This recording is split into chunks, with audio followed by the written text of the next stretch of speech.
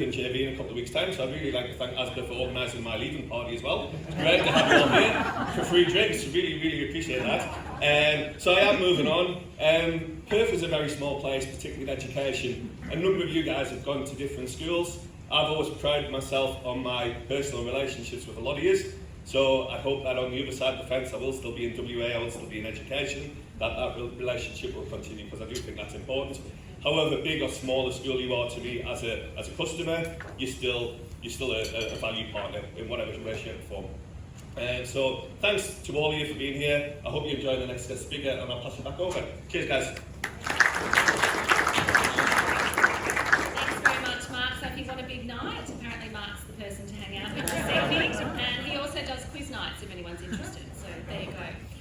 Now, to take a look at the current state of education and the ways we're innovating in schools, please welcome Jen Buchanan.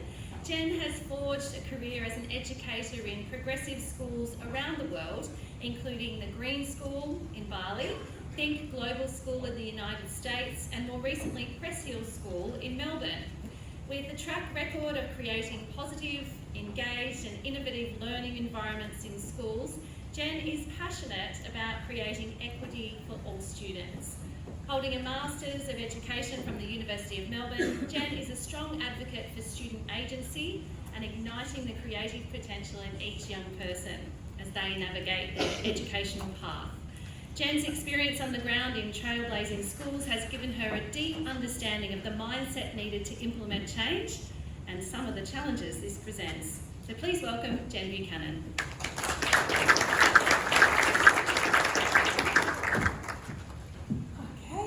Welcome, and thank you so much for having me here today. It is actually really lovely to be back in person after a couple of years of doing a lot of these talks and discussions and storytelling virtually.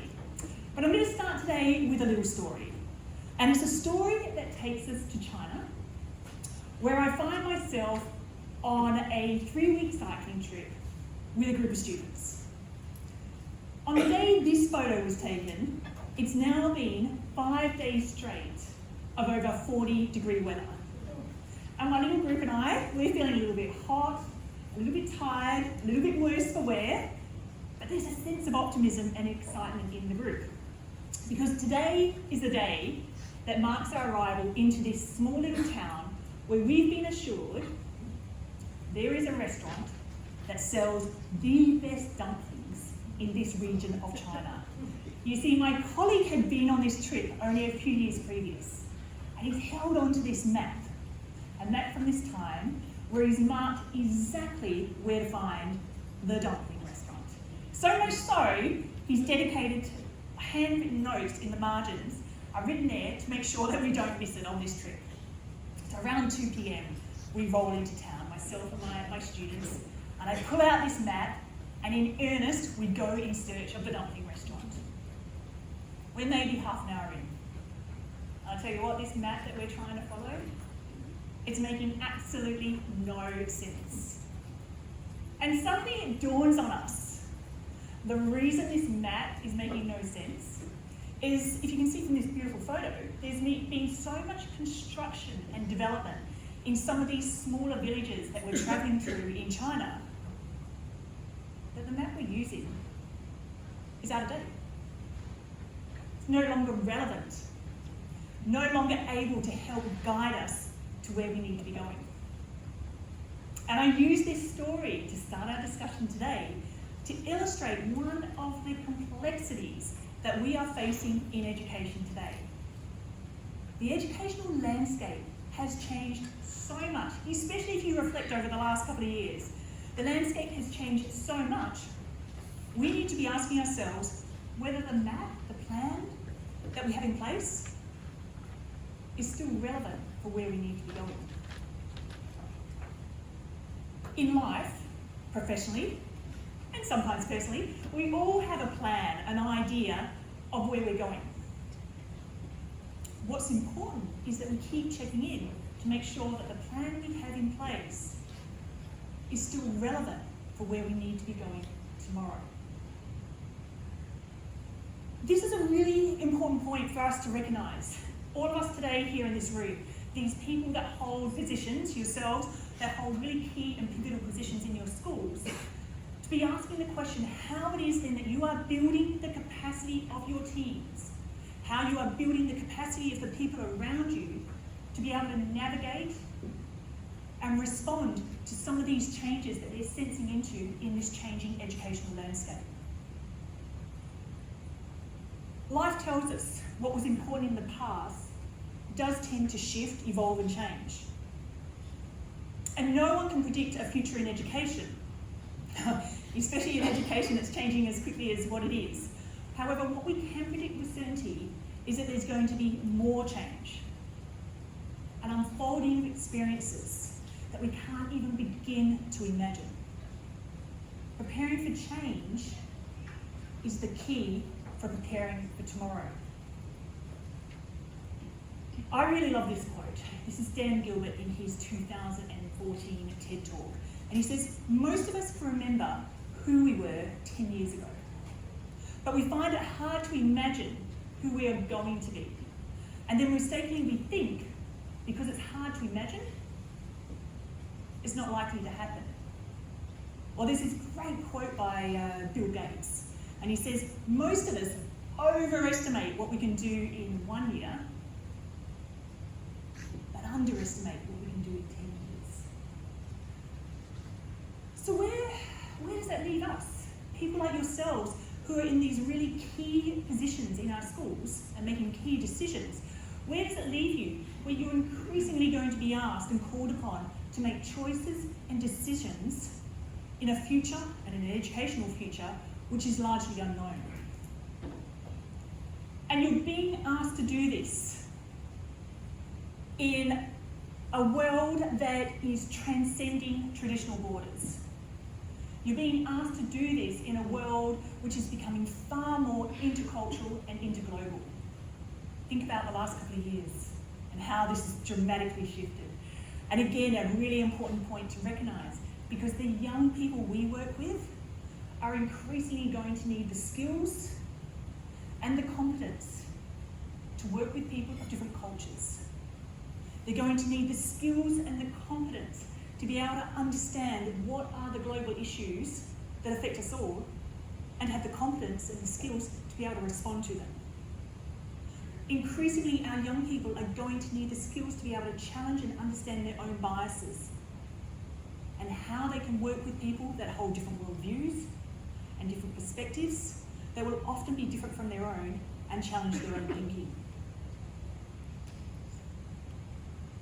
My name is Jen Buchanan, and I'm absolutely delighted to come and talk to you today on how we go about building communities for tomorrow. I would like to acknowledge that we are discussing this today on the lands of the Wadani people, and I pay my respects to elders past, present and emerging, and I pay my deep respects to any First Nations people joining us today. My work at Future Schools is largely about convening a community. And we are currently a community of over, I think at last count, it was 115 schools across Australia and internationally. And I know that some of those schools are here today.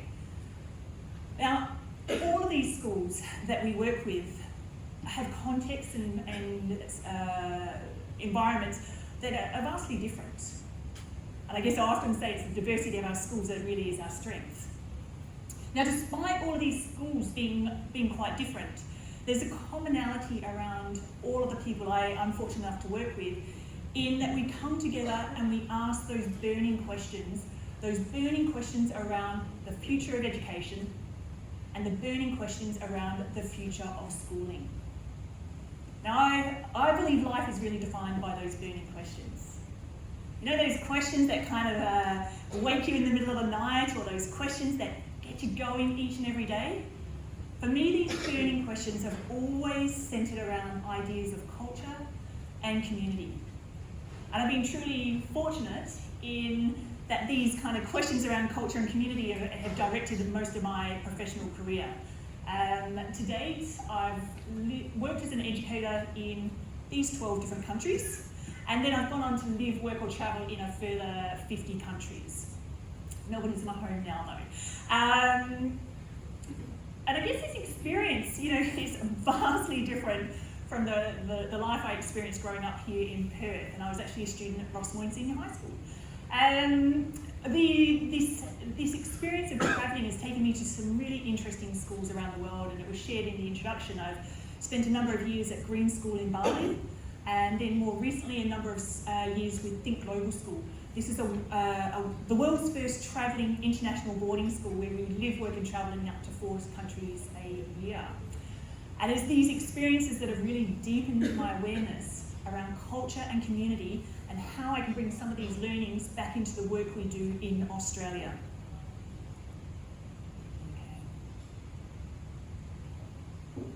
Important to keep hydrated. For our collective understanding today, I'm going to define the word culture as being the shared beliefs, values, and assumptions of a group of people. Or as my good friend Siobhan McHale, she's the author of the book, The Insider's Guide to Culture Change, and she said it's how things work around here. And culture is this beautiful word.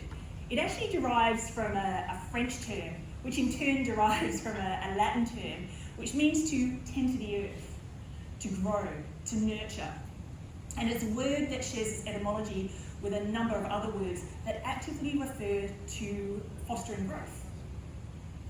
And if you think about it, culture is a lot like nature. It's ever evolving, changing and adapting depending on its environment. And again, as I said, this experience of travelling the globe and being immersed in these cultures has really led me to explore how it is we build communities of multiple cultures and perspectives. And again, for our collective understanding today, I'm going to define community as being the shared narrative of a group of people, that shared story that binds us together. So back to this idea that we have these burning questions that kind of motivate us and guide us. I'm going to share 3 of these with you today, but I'd like you to hold these 3 questions around this quote from Gabriela Romas, OECD Chief of Staff. And this quote appears in the opening foreword of the PISA paper on preparing our youth for an inclusive and sustainable world. In this opening foreword, Gabriela Romas says, against the context in which we have much to gain from growing openness and connectivity, and much to lose from rising inequalities and radicalism, citizens need not only the skills to be competitive and ready for a new world of work, but more importantly, they need to be able to develop the capacity to analyse and understand global and intercultural issues.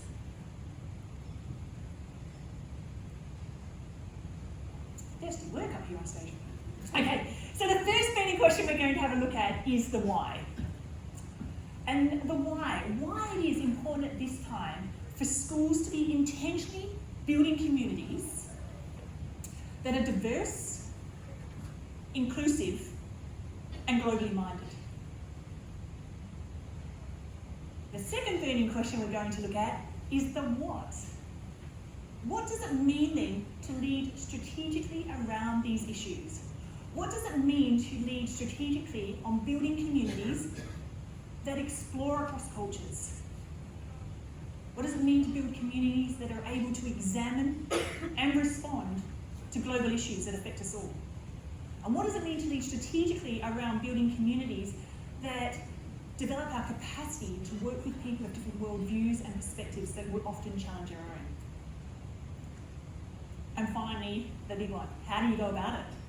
How do we work together to co-create education for tomorrow that engages with diverse and global communities? That's me. So a few years ago, I took up a leadership position at the British International School of Riyadh. And it's where I would go on to work for the next 3 years. Now don't let that smile fool you, because on the day that photo was taken, it's day 2 into my journey. And I'm about to be picked up outside my little flat, inside a nice secure compound, and we're going to be taken across to the local shopping centre for our first supermarket shop, day 2. So it's the first time I've put my abaya on, and I'm feeling huge waves of anxiety. Like, I'm way out of my comfort zone right now.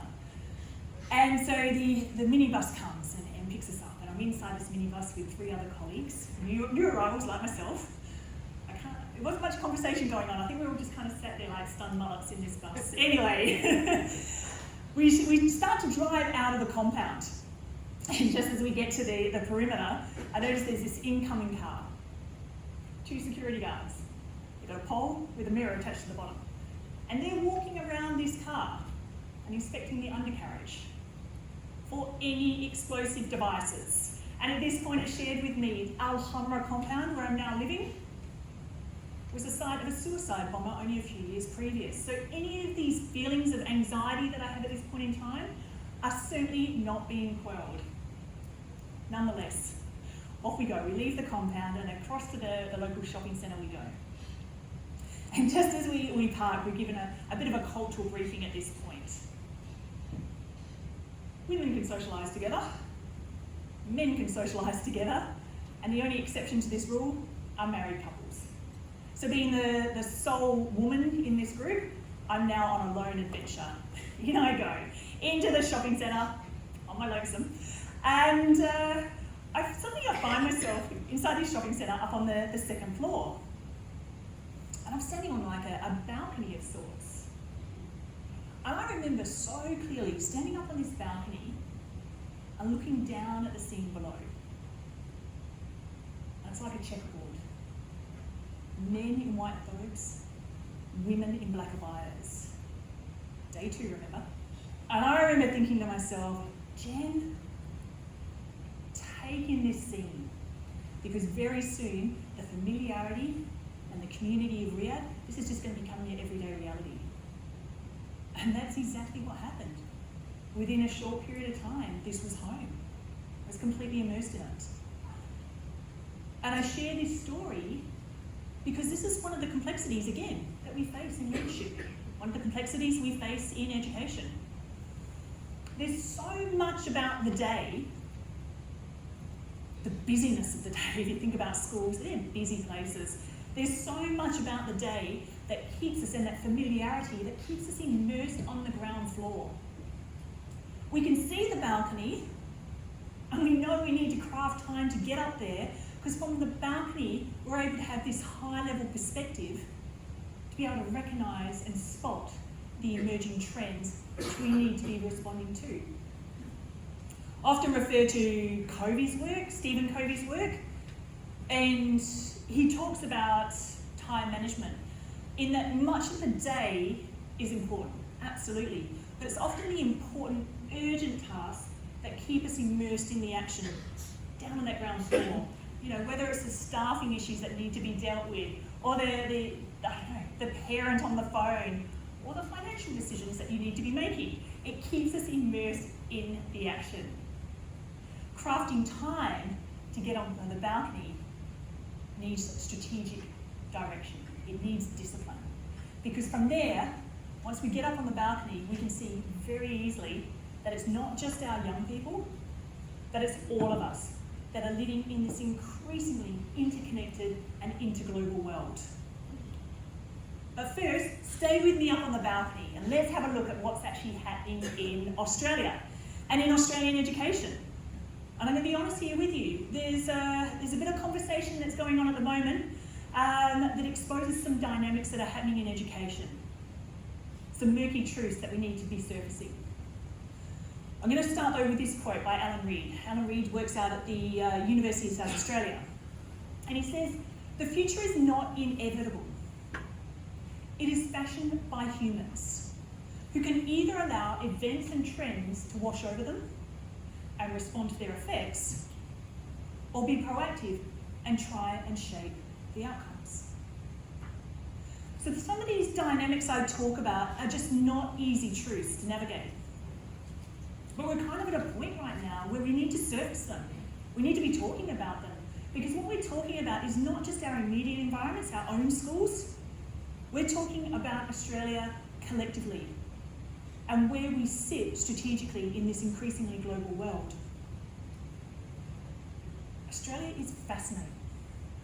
Did you know, and we'll test it out in the room here, 30% of Australia's population actually it's 35% here in WA, you're the highest.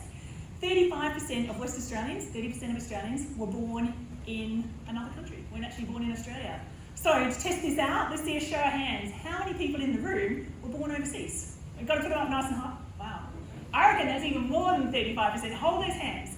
Okay, because the next part, and I get to join this one in 2 of us will have a parent that was born overseas.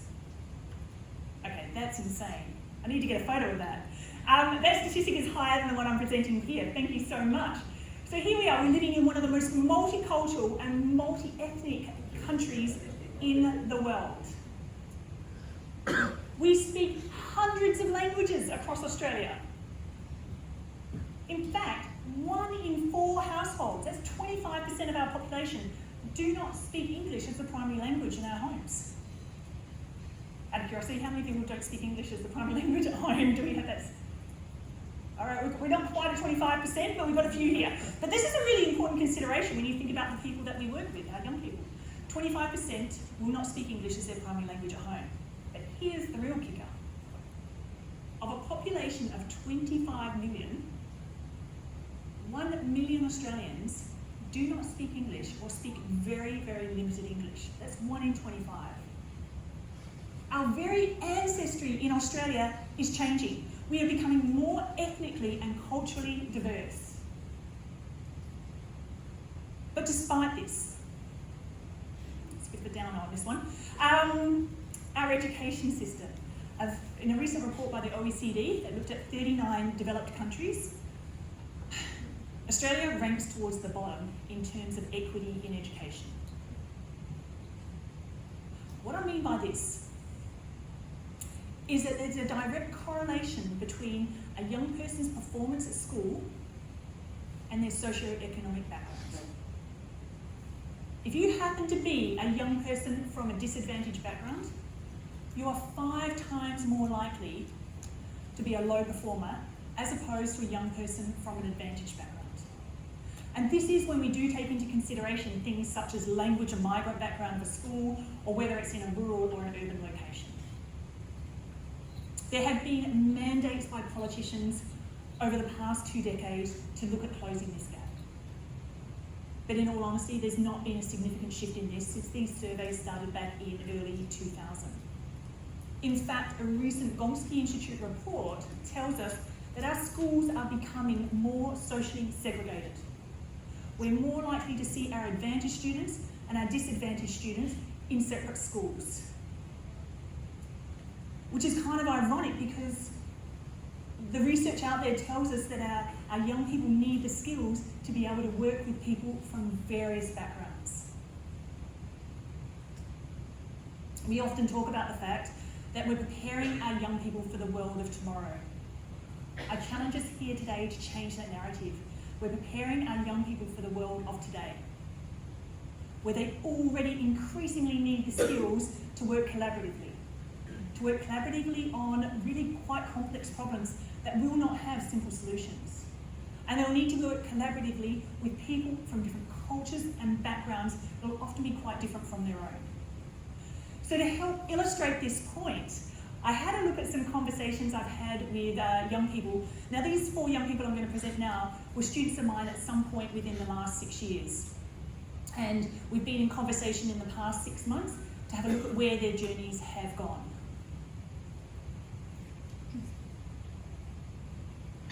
This is Gede. And Gede was a local scholar, a student of mine at Green School in Bali.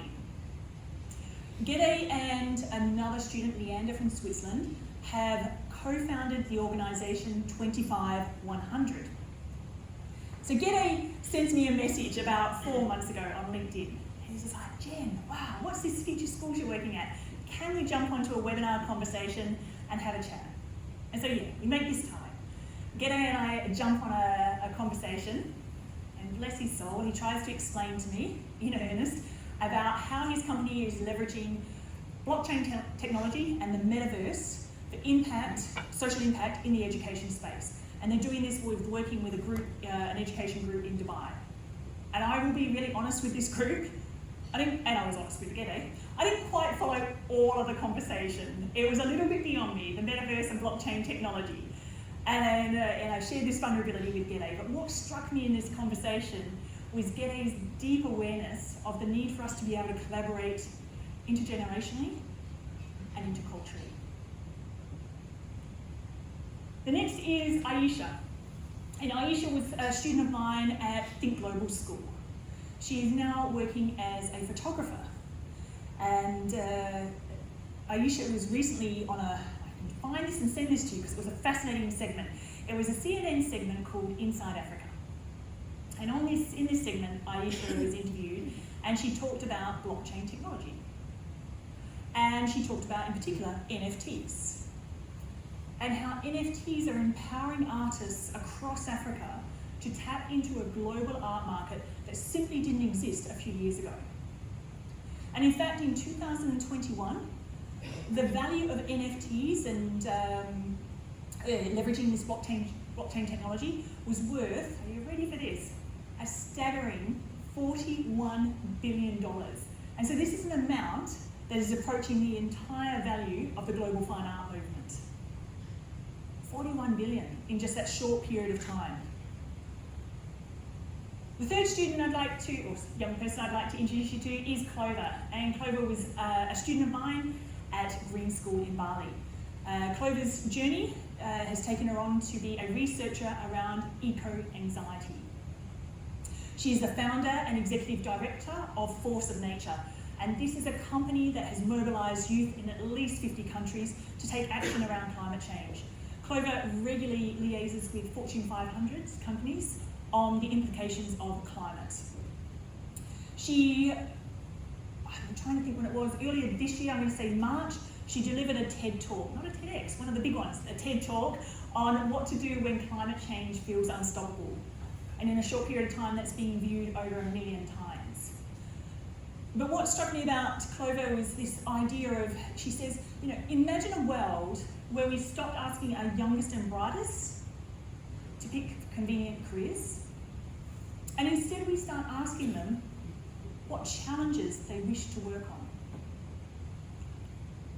And finally, this is Will. A little bit of a disclaimer. He wasn't actually a student of mine, but I work quite closely with Will, and I had to include him today because he was a young person that grew up in Bunbury, just literally up the road from here. So a Perth boy, well, Bunbury born, but Perth based. Will is a social entrepreneur, and Will and I would talk at least every couple of weeks. And there's a slight age gap between us, I'll put it out there. It's about 30 years between us, and we often come together and we talk about our separate businesses. And I see him as my mentor.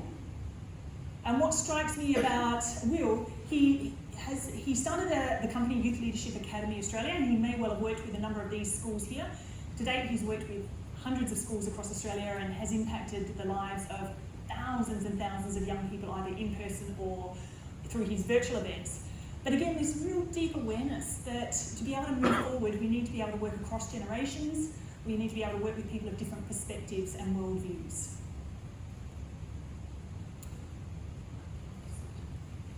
Do you remember these? I had one of these at my school. All right, so a bit of a blast from the past. A couple of months ago, end of last year, I was really fortunate enough to interview the authors Heather McGowan and Chris Shipley. They've written this fantastic book called The Adaptation Advantage. Highly recommend.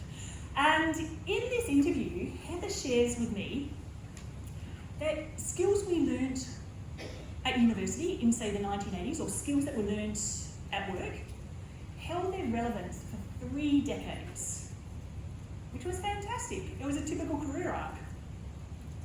Nowadays, according to the World Economic Forum, skills learned at university or skills learned on the job hold their relevance for less than 5 years. So this really requires a major shift in our thinking. We've moved on from a model of needing just formal education. We've moved into a model where we need to be comfortable with continually upskilling and uplearning. Alvin Toffler, he kind of got it back in 1970. That's when he published that book, Future Shock. Some of you may have read it. And in Future Shock, I can see a couple of nods, he says, the illiterate of the 21st century will not be those who cannot read and write. It'll be those who cannot learn, unlearn, and relearn. And it's a really interesting point because in order to be able to have the cognitive space to be able to take on some of this new data that we're seeing, or to be able to respond to some of these trends that we're seeing, we need to have the time to be able to pause. We need the time to pause to have the cognitive space to be able to respond. And possibly one of those things we need to move away from is this mindset that busyness is effectiveness. Because as Heather McGowan and Chris Shipley also point out, this moment, right here, right now, is the slowest rate of change you'll ever experience. It only ever gets faster from here. Sorry about that. But so then it leads quite nicely then into this question of let's unpack it then. What does it then now mean to lead strategically around these issues? Especially for people like yourselves in these really key positions in our school. What does it mean to lead strategically around issues of looking at how we build communities that allow our people to be able to explore across cultures, to examine and respond to global issues, and to work with people of different mindsets, beliefs, and backgrounds that may actually challenge our own thoughts. The what really requires a shift in our thinking. There's a mindset still that school is something that takes place from the age of 5 until about 18. We call it school. This is where we send our young people, but we've already moved into a space where we need to reconsider this. We've moved into a space where we're no longer just kind of in a space of formal learning that will serve us. We're in a space of ongoing learning. And if you think about it as schools traditionally as being places where we sent our young people to learn stuff, to acquire knowledge. Well, nowadays, we've all got these in our pockets, sitting on our tables. Thankfully, no one's looking at them right now, so that's a really good sign, thank you. But our devices, they hold a wealth of knowledge. In fact, we could spend our lifetime many times over just watching YouTube videos, accessing TED Talks, taking free online courses. Oh, there you go, somebody's got a minute. So in a world where we are literally saturated in knowledge, it really does open up a wonderful and exciting conversation around where we're heading with education. And despite often we hear some fairly negative reports in the media, I honestly believe right here, right now, to be in education is the most exciting place to be. And for those of us involved in education, we are well positioned to lead that change. But again, we need to surface some of those murky truths, because despite the fact that we are more interconnected than we've ever been at any point in history, there's an epidemic. There's a loneliness epidemic. Not just here in Australia, this is a worldwide thing that's happening. But here in Australia, our young people in our schools report at a rate of about 1 in 2 feelings of loneliness, feeling socially isolated, feeling disconnected. And so it comes back to this point of this talk today. It's just like, how do we do it? How do we go about building communities with our young people? Because when people feel connected, when they feel they belong to a community, they feel a sense of belonging and value. When people feel valued and they feel they belong, they feel empowered. And when people feel empowered, that's when we see the influence of positive change. And I saw this play out no better than an experience I saw a few years ago when I was living in Mumbai, India. And it's something I observed early one morning that shifts my thinking. So I've gone for a walk to the local market. I think I'm off to go and buy some fruit. And it's something I observe that shifts my thoughts. As I'm walking towards the market, I noticed this group of children, and this young girl was one of them, and they're literally sitting on the side of the road, sitting on pieces of cardboard they managed to find. But it's what I see next that really shifts things for me. As I go past this group, I notice this older woman sitting there with them. She's sitting on a mat, and she's slightly obscured by the sheer number of children surrounding her. And in that moment, I realise what I'm observing is a makeshift classroom. And that's the first time I met Kavita. And Kavita would come in every morning. She'd explain to me, she came in every morning, and she would teach these young children the basics of numeracy and literacy. And in doing so, it would give them a far greater chance of being accepted into the local school to continue their education. And I love this story. It's stayed with me over the years. It's a scene that is so clear in my mind. And I always think back on this, of just like that ability we have to empower those around us. And I find sometimes, I don't need to be too negative, but I find there's a lot of people talking about what we need to do in education. There's lots of talking. But what matters less is the words you use. What matters more is the actions that you put in place every single day to make a difference. So let's go back to this burning question. What does it then mean to lead strategically? What does it mean to lead strategically around issues of how we can actually build communities with our young people to explore across cultures, examine and respond to global issues, and to be able to work with people of different worldviews and perspectives? The what really requires a shift in our thinking. A shift in a way away from how we understand schools. And I'm going to share with you 3 shifts that I've noticed over the last couple of years, or the last even decade or so, that shifts that I'm noticing that are happening in schools around the globe. Shifts to looking at how we can challenge the paradigms that we have in education. Shifts in how we can challenge the narratives we have. The first thing we're seeing is a shift away from the traditional classroom. If you think about it, the classroom's a really isolating space. Like, we shut that front door, or shut the classroom door, and we literally shut off that space to the outside world. We kind of contain it. We isolate it. It limits the amount of how much the outside world can come in, or that inside world can go out. And if there's anything we've learned over the last couple of years, learning doesn't have to take place synchronously. We have the ability and the technology that we can literally take learning anywhere and have it at any place. There's a report by Tony Wagner on the global achievement gap, and he says isolation is the enemy of improvement. The second shift we're seeing is a shift away from only having subject-based classes. We're seeing a shift towards more inquiry-based learning. We're seeing a shift towards more collaboration. We're seeing a shift towards young people working across different age groups, not being limited to just a class group.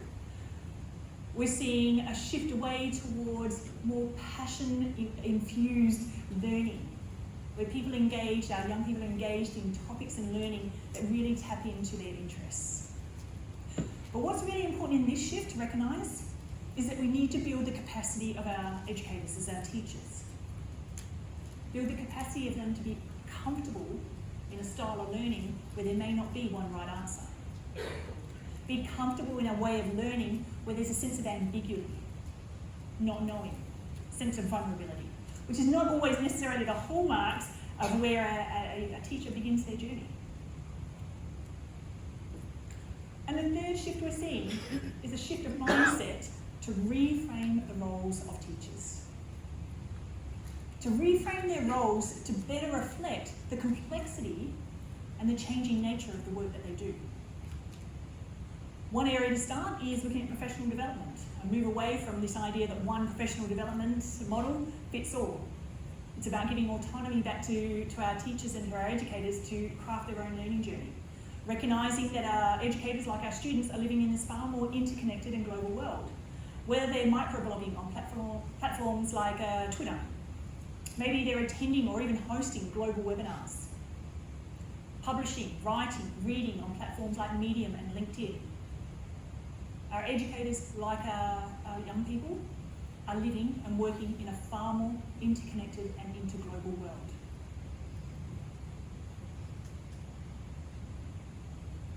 One of the programs I run at Future Schools is this one, Futures Leaders New Paradigms. Every term, I bring together 8 educational leaders from across our Future Schools community, and each leader is challenged to develop a keynote. It's only a short keynote, it only has to be 10 minutes, but it's around an emerging trend that they're noticing either in their school or in the wider environment that is changing the very nature of education and schooling. Now, this type of learning is powerful because it taps into the collective wisdom that already exists among our people. And it brings together people from diverse backgrounds. So you can see these people here, they all work across Australia in different states, they work in different sectors, and they come together and they work as a small group of eight of them, and they share their professional learning. And they develop these strong communities with people that they possibly would not come across otherwise. And then they take these presentations and they bring them into the wider audience and present as part of the Future Schools program.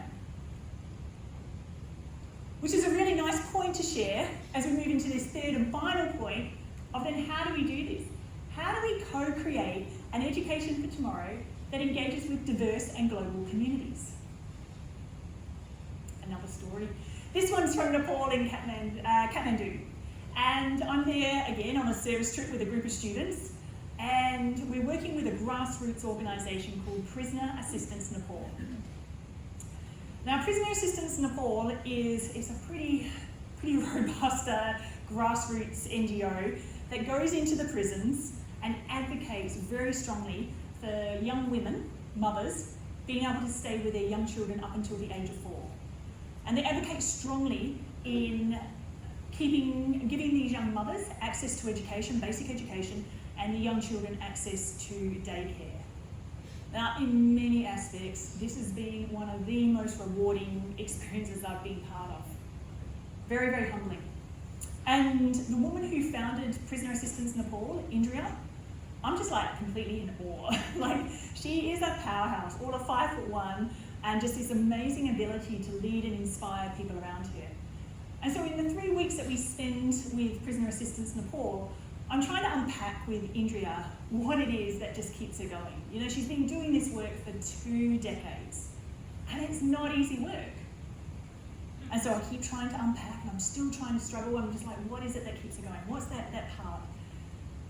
And we come to the end. We're on our final day with them, and we find ourselves sitting in this courtyard of sorts, and there's a fire burning in the centre. We're sitting around the perimeter, you know, with our cups of chai, chaos in the background, kids running around and dogs barking, and I find myself sitting next to Indria. I go in there again. Indria, what is it that keeps you going? How do you turn up each and every day and do this work? And she looks at me, and there's kind of like this gentle smile that comes across her face. She leans in, she grabs my hand, grabs it firm, and she looks at me and she says, Jen, I saw the work that needed to be done. Now, I mentioned earlier the work of Professor Alan Reid, and he talks about the idea that there being 2 narratives in education. And I often liken it to 2 sides of the same coin. On one side of the coin, I'll choose the one on the left, we have this very traditional approach to education. It's a narrative that sells this idea that school is a place where we send our young people to learn stuff. And for many, many young people, that experience is one of learning through a curriculum that is predetermined and possibly doesn't meet their needs. For many young people on this side of the coin, their experience in school is one around uniformity, one around competition, one around hierarchy. And for many young people on this side of the coin, their experience of education is one that shows up as exams, standardisation, and the grading of young people against each other. But we can flip this coin, and on the other side we're seeing a narrative in education that's far more futures focused. And it's a narrative in education that is looking at curriculum that is far more responsive to the changes that we're noticing that are affecting not only the way we live, but the way we work and the way we socialise. On this side of the coin, we're seeing school be much more around the interests and the passions of our young people. And on this side of the coin, we're seeing greater autonomy, not only for our young people, but for our staff. But as Alan Reid quite rightly points out, many media commentators advocate for hardening or standardising approaches. Politicians and bureaucrats listen to these powerful voices, dismiss futures-focused alternatives, and retreat to a safety of the past.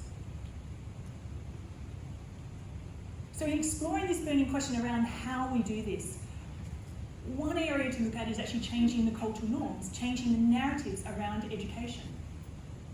One of the frameworks we use at Future Schools to help a school move from its current state of being towards an aspirational state is looking at the balance between the structural, the social, and the individual parts of our organisation.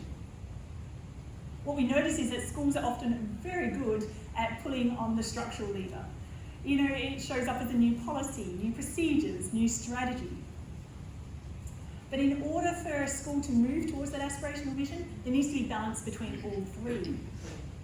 The social part talks about the people in our organisations. What are the organisational stories that are held by the people? What are their ways of working? What are the beliefs and the worldviews held by the collective? There's a famous quote, you may have heard it, Peter Drucker, and he says, "Culture eats strategy for breakfast." And what he means by this is the human element, the people. It doesn't matter how well planned out and thought a strategy is, if your people are not on board, it's really tough to bring that to life. And the final part of this framework is about us and checking in how that we turn up. What are your mindsets and beliefs that you carry in? What are your behaviours? What are the decisions and actions that you're implementing every day? Now, I mentioned earlier I was in Nepal, and it's coming towards the end of this 3 weeks. We've finished it up with Prisoner Assistance Nepal, and I'm now with my students down at Chitwan National Park. And on this particular day, I'm going to go and wash some elephants. I'm going to go down to the local river and wash some elephants. As you do, you know, life of a school teacher. So anyway, I'm sitting outside and I'm waiting for my students to come and join me. And I go to stand up. And I notice there's something drastically wrong. My foot is stuck to my flip-flop. And I look down at my lower leg and it's become a feeding ground to a slither of leeches. So if you are ever at a quiz night and you need to know the collective noun for a leech, it is a slither. You're welcome, think back on this talk. So anyway, at this point it's determined. Possibly going to wash elephants in the local river is not the best course of action for me, so I'm left behind. Some poor bloke at the hotel helps me fix up my leg. All is good, whole other keynote there. So anyway, students head off, and suddenly I find I'm on my own. Like the first time in 3 weeks, there's not a student to be seen. I'm like, you beauty. I know I've got 2 hours. And I think, right, I'm going to head into the local shopping centre area and you know, have a bit of quiet time. And I use this term very loosely because when I arrive at the local shopping area, there's one cafe, happens to be closed, and a bookshop. Anyway, so in the bookshop I wander and I spot this book. This book here, wrapped in plastic, still sitting on the top shelf. The Innovator's DNA. So I buy this book and over the years, this book has become invaluable to me. I often reference it. And it's helped me understand or helped me unpack what it is about people that I've met around the world, people like Indria in Nepal, or people like Kavita in Mumbai. What is it about these people that go that next step? These people that have those burning questions, but what is it that propels them into action? And so as we come to a bit of a conclusion here, I'm going to share 5 of these ideas with you. The first, these people are always questioning the unquestionable. And in coming here today to share with you, my intention was not to leave you with the answers. My intention here today is to create the space for us to ask those questions. But stating the questions is not enough. We then need to look for opportunity. And opportunity is about not getting stuck on that convention of just like, this is the way we've always done it, or this is the way it should be done. It's about establishing clear points of difference and articulating that with your team so you can bring them along on the journey with you. But that requires building a culture of experimentation. Being comfortable with people coming with a new idea and going, yeah, okay, like that idea. How are we then going to take that idea and scale it so that we can have more impact? But in order to do this, you need to lead with courage. It's not always easy. Leading with courage, having a look at the system and going, all right, okay, how can we look at this system and improve it? Leading with courage to look at how we empower people around us to realise an aspiration and vision with us. Which comes back to this final point of looking at how we build community. How do we build communities of people that will bring in perspectives and worldviews different from our own? People that will challenge us, provoke us to think beyond our immediate environments. Building community. How do we look to the people around us, especially those quiet people around us, the ones that maybe don't have the voice or the platform? How do we look for opportunities to empower them? Because it's one thing to have our own vision, but when we look to empower those around us, wow, we can create a ripple effect of change far greater than anything we could achieve on our own. And so here we are today. Collectively, we've come here today and we've moved on, really. You know, there's a lot of conversation about preparing our young people for tomorrow, but really it's about preparing them for today.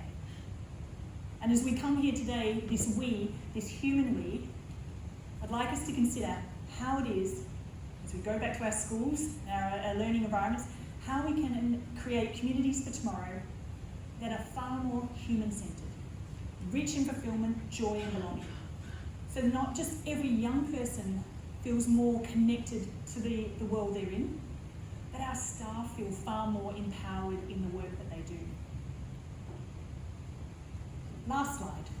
On your tables, I put some postcards. And this was my nod to the conference theme of yesterday, today, and tomorrow. Over the years that I've travelled, I would not know how many postcards I've sent home or received. And the postcards are my gentle nod to yesterday. But these cards are to be viewed in augmented reality, into AR. And there's an app and instructions on the back of how you can download the app so that you can view these cards. These cards have a number of points that we've covered today, because we've covered a lot. So if you're walking away and you're just like, what was that point she said about Saudi Arabia? Have a view, the key points come up in augmented reality on the cards. And this is my gentle nod to tomorrow. Thank you so much for listening. I'm looking at my time. I probably have 4 minutes for questions. Thank you, everybody.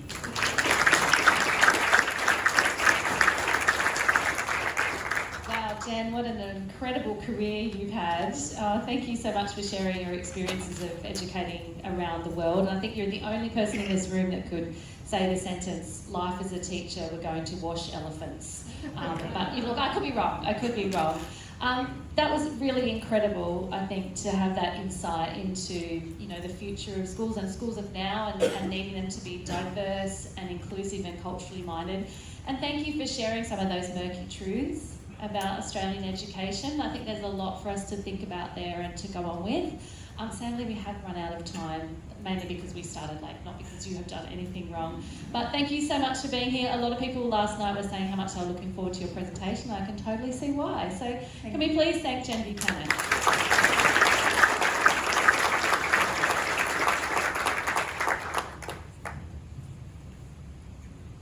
Before we move on, you may have noticed, if you are still getting your emails at the moment, that you're receiving some from Paperly asking you to give feedback on each of our speakers. So we'd encourage you to do that. It's pretty simple to do, and you can just kind of